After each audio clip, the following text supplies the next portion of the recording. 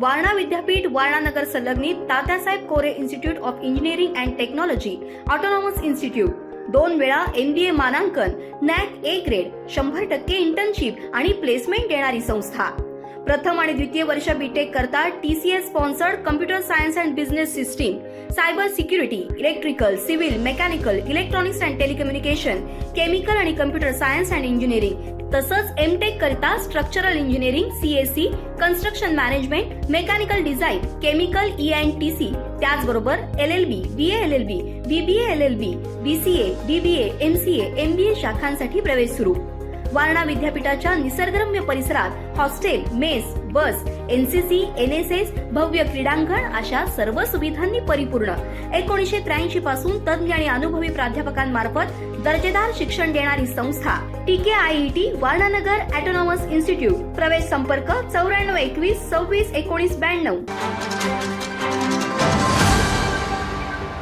मला वाटते मुख्यमंत्री महोदय अर्थ खातं स्वतःकडेच ठेवतील, कुणाला देतील असं वाटत नाही। आणि जयंत पाटील साहेबांनी खुलासा केलेला आहे की त्यांच्या नगराध्यक्षाच्या विषयासंदर्भात ते मुख्यमंत्र्यांना भेटलेले आहेत।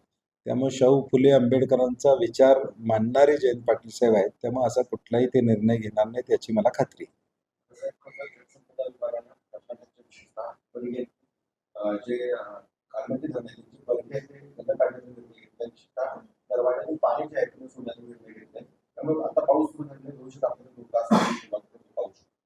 नाही, 100% मला वाटते महाराष्ट्र आणि कर्नाटक पुराच्या वेळी एक सचिव स्तरावरची कमिटी असते।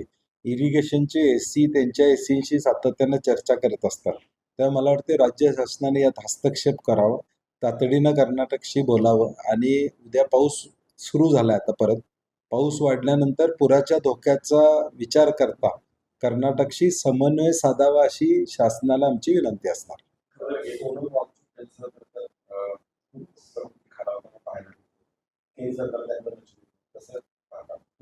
आमचे नेते राहुल गांधींनी नीटच्या परीक्षा संदर्भातलं या देशातलं आंदोलन केलं, छात्रों की गूंज या माध्यमातून या देशामध्ये विद्यार्थी विद्यार्थिनींचा आवाज पोचवायचं काम केलं। काँग्रेसची भूमिकाच आहे की धर्मेंद्र प्रधानांनी राजीनामा द्यावा, ही काँग्रेसची भूमिका राहिलेली।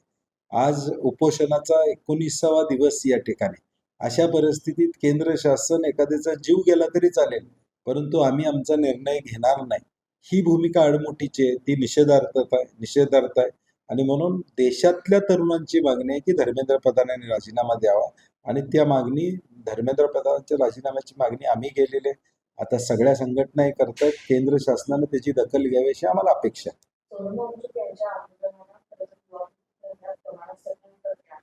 आणि त्याचबरोबर असं म्हणतात की सोशल मीडियावर एखादा प्रश्न आहे, जो प्रश्न मांडण्यासाठी आता आंदोलन करावं लागतं, त्या आंदोलनाची दखलच हे खूप गंभीर असा एक सूर उमटताना मानलं। नाही, काही होऊ दे, आम्ही 5वी बहुमताच्या जोरावर खासदार फोडू शकतो आणि आमचं बहुमत टिकवू शकतो, हा जो आत्मविश्वास भाजपला आलेला आहे त्याचा हा परिणाम आहे। परंतु या देशामध्ये ज्या ज्या क्रांत्या घडलेल्या आहेत त्या आंदोलनातूनच या ठिकाणी घडलेल्या आहेत आणि हे विद्यार्थ्यांचं आंदोलन जे राहुल गांधींनी मुद्दा घेतलेला आहे तो येणाऱ्या भविष्यकाळात या भाजपला परवडणार नाही आहे। कारण की लाखो नाही कोट्यावधी विद्यार्थ्यांची विश्वासार्हता या ठिकाणी या परीक्षा व्यवस्थेवर या ठिकाणी संपत चाललेली आहे, त्यांचं करिअर उद्ध्वस्त होत आहे। किमान केंद्रानं एक तरी त्यामध्ये निर्णय घेतला पाहिजे।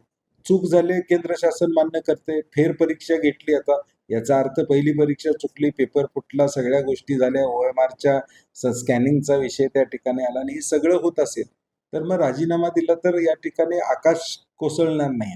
सरकारनं प्रोएक्टिव्हली आमची चूक झाली आणि राजीनामा घेतला हे दाखवावं आणि या विद्यार्थ्यांची विश्वासार्हता पुन्हा संपादित करायची असेल तर राजीनामा हे एकच या ठिकाणी उपाय याच्यावरचा।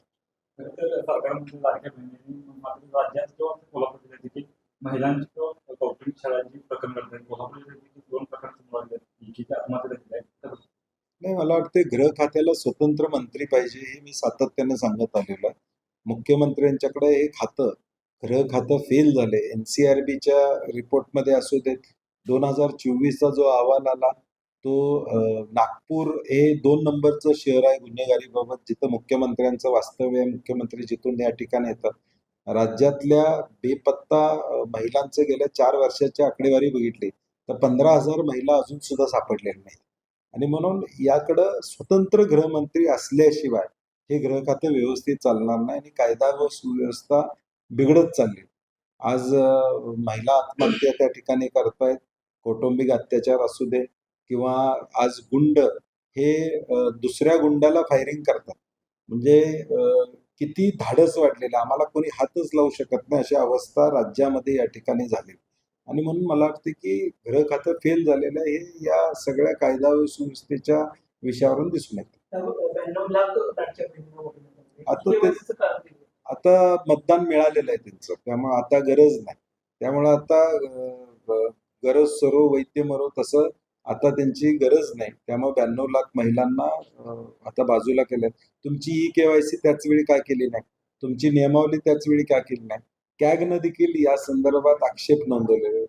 मला वाटते सरकारचा हा दुटप्पेपणा. कोल्हापूर महानगरपालिकेमध्ये 254% प्रस्तावित पाणीपट्टी वाढ येत्या महासभेत. राज्यानं पाणीपट्टी वाढ केलेली आणि मी सातत्यानं सांगत होतो परवा देखील की महापालिका असू देत, ग्रामपंचायती असू देत, या राज्यातल्या सगळ्यांची पाणीपट्टी वाढ या ठिकाणी राज्यानं केलेली आहे. आणि म्हणून आता महापालिका देखील त्या ठिकाणी करण्याचा प्रयत्न करते. मला वाटते जनरल बॉडीमध्ये त्याची चर्चा होईल आणि त्यामध्ये आमची पार्टी मिटिंग काँग्रेसची या ठिकाणी 19 तारखेला होणार आहे. त्यामध्ये काँग्रेसची भूमिका आम्ही स्पष्ट करू.